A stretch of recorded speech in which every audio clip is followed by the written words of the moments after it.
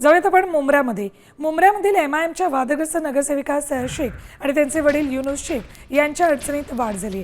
बनावट जात प्रमाणपत्र प्रकरणी ठपका ठेवल्यानंतर हे दोघेही कालपासून ठाण्यातून गायब झालेत। दोघेही सध्या नॉट रिचेबल आहेत। मुंबईत त्यांची गुप्त बैठक सुरू अशी माहिती आहे। कार्यालयाचं कामकाज सुरू असलं तरी अटकेच्या भीतीनं दोघांनीही पलायन केल्याची चर्चा रंगली। तर शहराच्या मुंब्र्यातल्या कार्यालयाबाहेरून आढावा घेतात आमचे प्रतिनिधी विकास काटे। वादग्रस्त वक्तव्य करणाऱ्या MIMच्या सैयद शेख आणि त्याचे वडील युनुस शेख कालपासून गायब आहेत। आपण आता त्यांच्या कार्यालयाच्या बाहेर उभे आहोत।